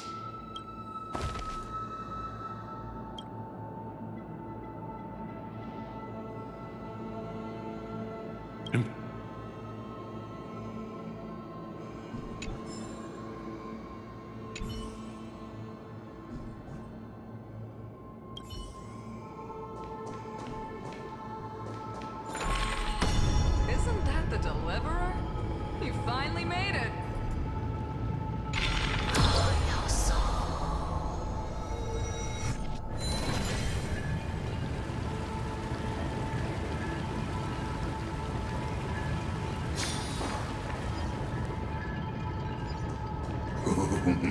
A sovereign and the sword at her side. There are countless counterparts across the cosmos. Most of their stories end in tragedy.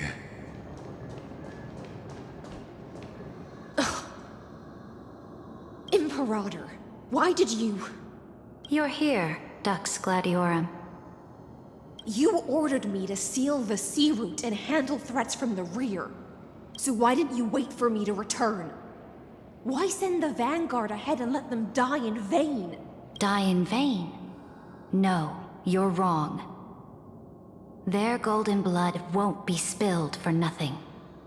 The other dukes have paved the road for me to become the god of law. The trial of law? You never spoke of this to anyone. What is... The one who wishes to bear law must purge this world of its curse, and offer the blood of the accursed as sacrifice. I pondered long on what Talantin meant by blood of the accursed. Then, I found the answer. You, I, and every Chrysos heir summoned by the prophecy are the accursed ones.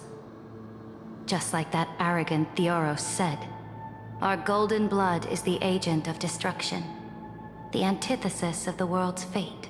Dux Frigoris, Dux Brumalis, Dux Helcalethist. Their fate was sealed at that moment. Dying on a glorious campaign was the final gift I could give them. You speak as if they didn't die because of your cold-blooded schemes.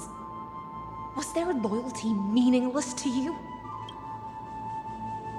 Losses are a constant on the Flame Chase journey, among which even life itself holds little value. If a subject marches to war without that conviction, then yes, as you said, shallow loyalty means nothing. And what about my loyalty, cerydra? You sent me away under the pretense of guarding the rear. Was there any shred of humanity left in you? Because you still have a duty no one else can bear. Only you can uphold Fagusa's divine authority. The choice is yours now. Cast off the chains of loyalty and drive those blades through my heart. Or stand with me and sever the ocean's last breath.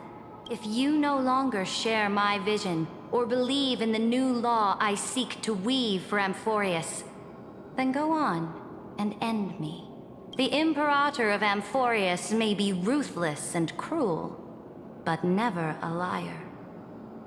When I say life itself holds little value, know this. I am ready to sacrifice everything for the ambition to conquer the Sea of Stars. Now you've seen it. The brutal Imperator was willing to spill the blood of 500 heroes to complete the trial of law. As for my poor warden, her suffering had only just begun.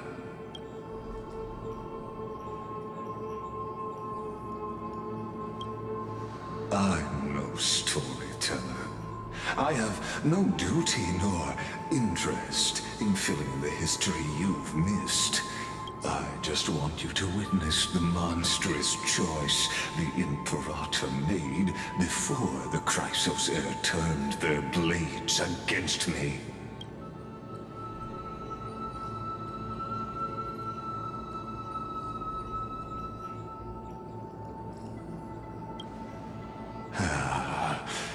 I gave up on using words to solve conflicts 2,000 years ago. But I won't squander a chance, not even a sliver of one. If there's even a crack in the walls of your conviction, then my victory is already assured. Now that the past is settled, let's turn the page and bring time back to the present. And dive deeper still, until we reach the very bottom of the abyss.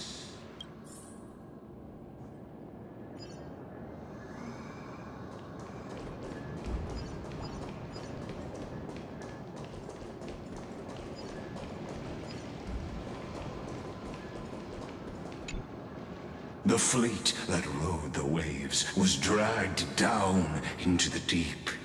The flame-chasing nymphs were reduced to ash. What a tragedy. And you, Deliverer, shall bear witness to this golden death.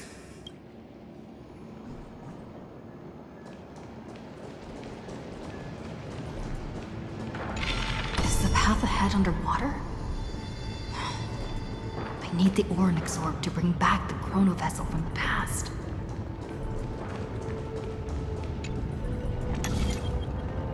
Shatter the vessel of time, and let this stagnant pool start to flow again. Just like the broken fate of Anthro, this hidden gate leads to the vortex. Hurry now. The time of our reunion draws near, Deliverer.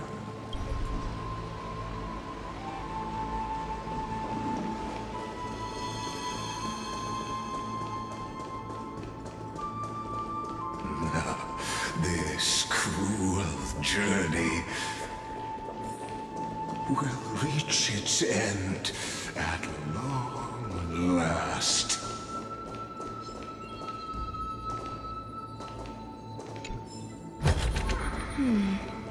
A few decorative designs wouldn't go amiss.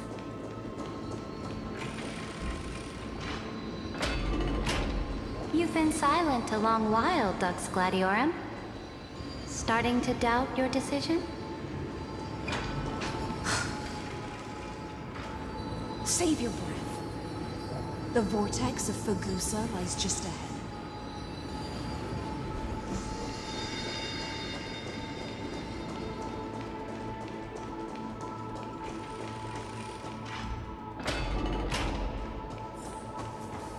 After the trial, there's nothing left between us. So you'll stop swimming toward the stars, Dux Gladiorum? I was always a creature of the sea. The stars in the sky were never meant for me.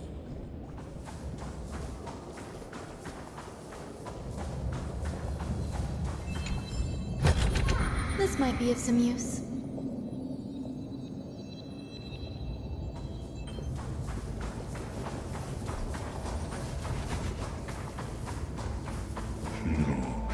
Look, a gravestone.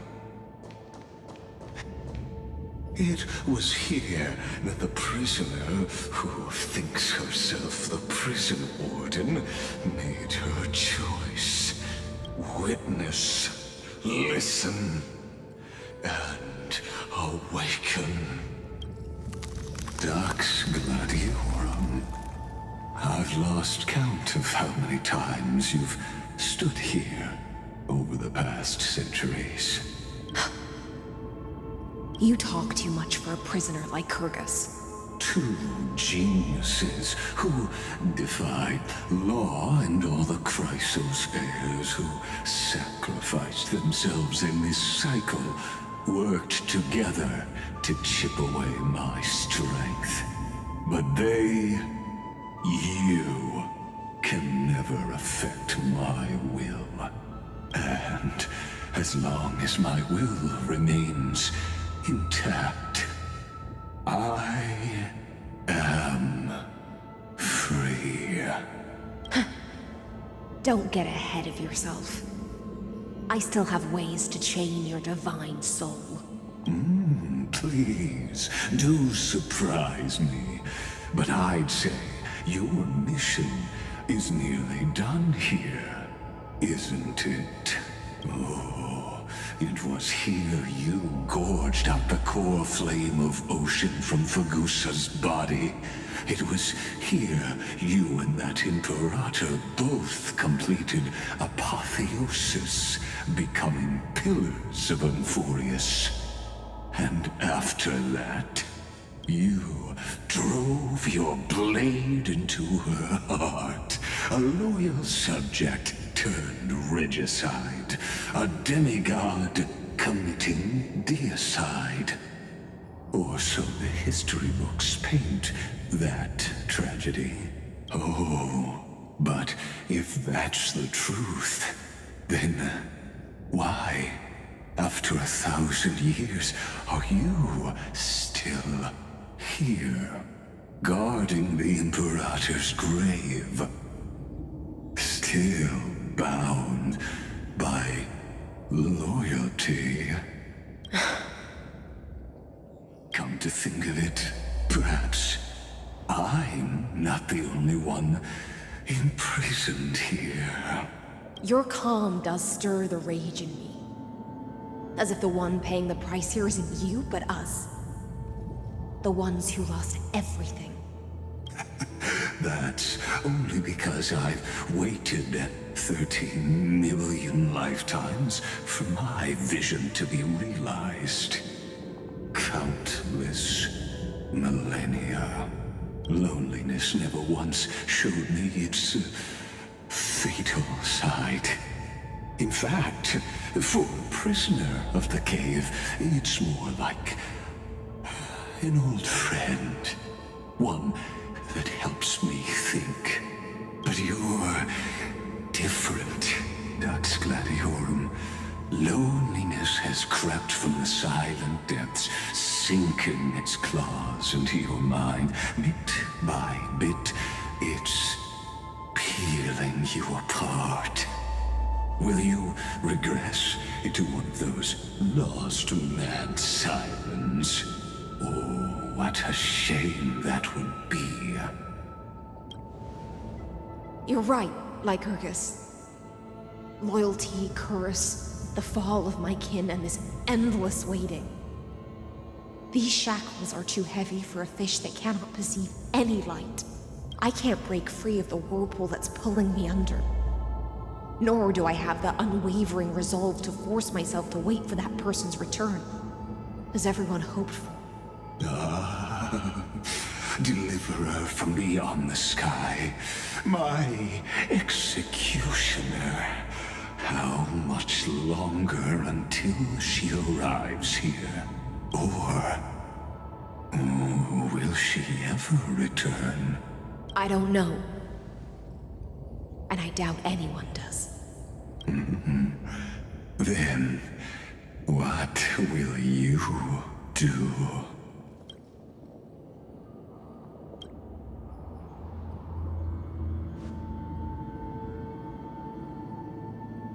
Cerydra. This will be the last time I carry out your decree. Ever since you took me under your banner and made me the Dux Gladiorum, my music has belonged to others. Time and time again, I use the siren's song to lure the unwary into illusions for your schemes and strategies. Now, let the siren Electra sing for herself. Let me step into an endless dream of my own making. Oh, great ocean. I offer you the rest of my clarity and my freedom, in exchange for the strength to stand against the nihility and honor the sacrifices of the fallen heroes.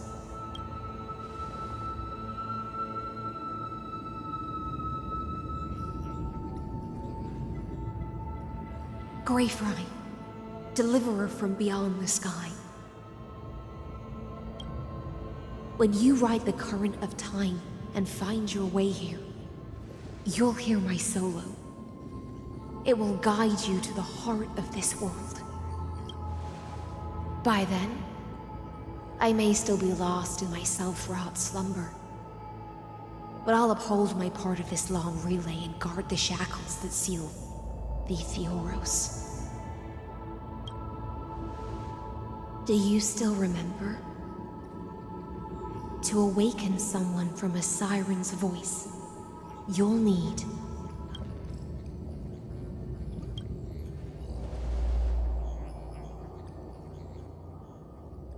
the gift I once gave you. May you still have it when the time comes. When you return, please please pour that honey brew upon this grave. It holds the story of all our struggles and sacrifices. May you see it one day. The prelude Amphorius wrote for your return, carried forward through a 1,000-year relay. When your mourning ends, I'll likely wake from my dream as well. Then, follow the trail of echoes and find me.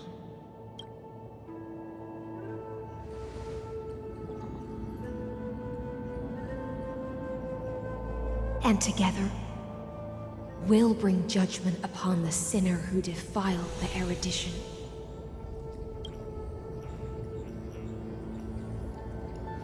At long last, 33,550,336 cycles and 4,931 years later, Amphorius's final curtain is ready to fall.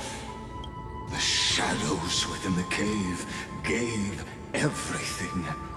Yet all they did was mimic life outside its walls. A futile effort steeped in sorrow.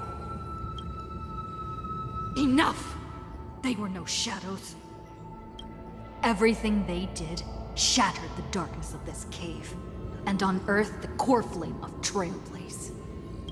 And now, with that core flame, I'll light the dawn of Amphorius!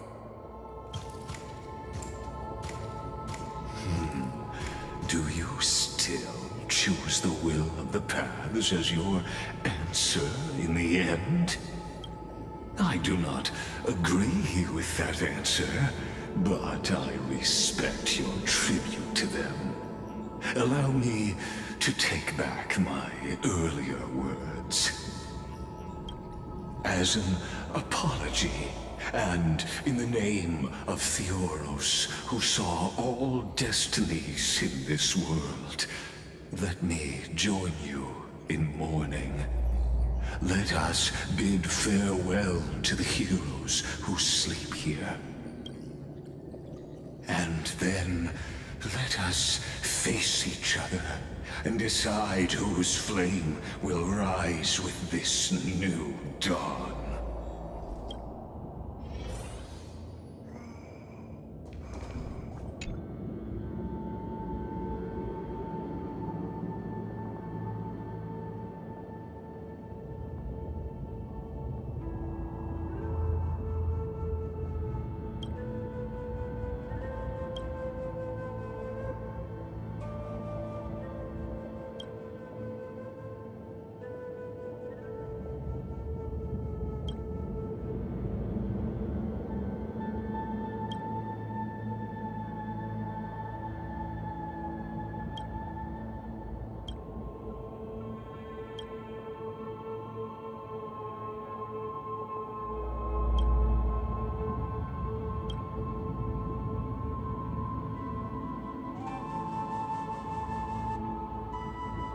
To Virginia, Apollonius, Seneca, Labienus, and cerydra.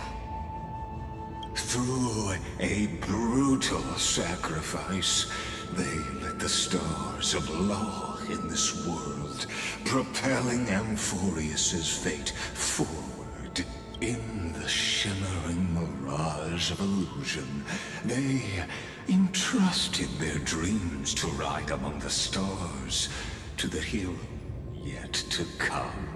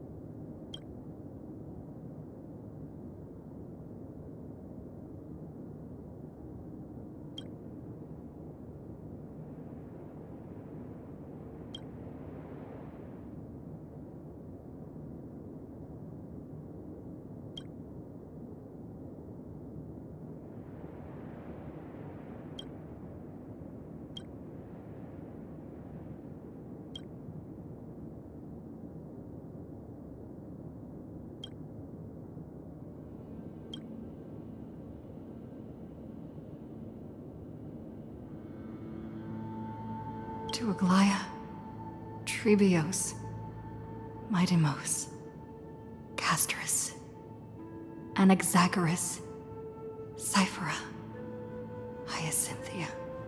In a relay spanning 1,000 years, they stood against enemies far beyond their strength, and won a bitter victory through what seemed like futile resistance. And in that same 30 million cycles, also marked by futility, they remained steadfast in fulfilling their duty to the experiment, unchanging, unwavering. Let this be the end of mourning the fallen. At last, allow me one final toast to the lost prison warden, a prisoner bound by loyalty. That voice. Could it be? Bathed in the honeydew of Fagusa, she will awaken from her 1,000-year dream and sing the final song of her mission. Hysilens. This tombstone of the old world serves as the anchor of the Siren's illusion, a sigil Electra used to bind herself. At the same time, it is the very thing I once proclaimed at the start of the show. A microcosm of Amphorius itself. A group of prisoners bound themselves in a cave, crowning their suffering with heroism. An epic staged with shadows and echoes. Now, destroy it. End the illusion. The Theoros will take his leave for now. And when next we meet, that shall be the moment that decides the fate of Amphorius and the entire cosmos. The prison warden's dream is nearly over, and the prisoner will soon be freed to the final execution ground, where I shall be executed.